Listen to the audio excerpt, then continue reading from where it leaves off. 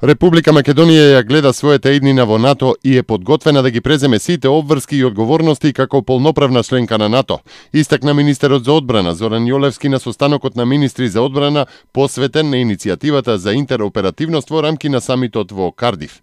Тој додаде дека Република Македонија ќе продолжи да ги споделува вредностите на НАТО и останува целосно посветена за натамошен развој на националните интероперативни капацитети и способности за придонесување на идните мировни мисии предводени од НАТО. Вториот ден од самитот на НАТО во велшкиот град Њупорт се очекуваат клучни одлуки за формирање ударна единица за брза реакција, како и проширување на европските и американските санкции према Русија. Новите санкции би требало да погодат неколку руски банки и енергетски фирми, како и воведување ембарго за извоз на оружје. Грешка, несреќен инцидент или намерна провокација и притисок врз Грција. Ова се главните коментари во денешниот грчки печат за вчерашното официјално најавување на шефот на македонската дипломатија Никола Поповски на самитот на НАТО во Кардиф, како министер за надворешни работи на Македонија. Катимерини и Прототема пишуваат дека таквото најавување на Поповски предизвикало бес и непријатност кај грчката делегација во Кардиф, која го оценила како несреќен инцидент и најавила формален протест до НАТО и до Велика Британија како организатор на самитот. При тоа се потсетува дека Лондон веќе подолго време го користи името Македонија наместо поранешна Југословенска република. Прашањето за приемот на Македонија во НАТО се очекува да го покрене и турскиот председател Реджеп Тајип Ердоган, кој денеска ќе има билатерална средба со Самарас.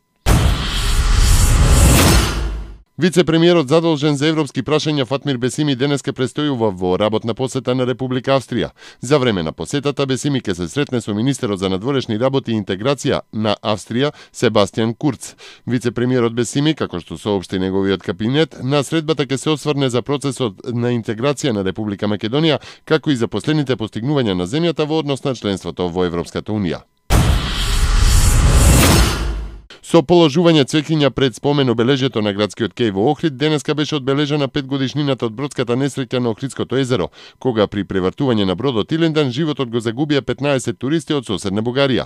Градоначалникот Никола Бакрачевски потсети на трагичниот настан на загинувањето на 15 туристи, изазувајќи жалење за загубата и нагласи дека инцидентот иницирал крупни промени во начинот на регулирање на бродскиот сообраќај на Охридското езеро, со значајно подигнување на безбедноста како за учесниците во сообраќајот, така и за капачите. Софискиот суд во Бугарија до средината на следната година ќе треба да одлучи дали германскиот регистар на бродови Лојд ќе плати одштета на семејствата на 15 бугарски туристи. Во судската постапка за обештетување на семејствата на загинатите не е опфатена Република Македонија и не се бараат никакви обештетувања од македонските власти, бидејќи истите се согласиле дека немаат одговорност. Денот на независноста на Република Македонија, 8 септември, традиционално ќе биде одбележен и со почесна артилериска средба од артилерискиот баталјон на армијата на Република Македонија.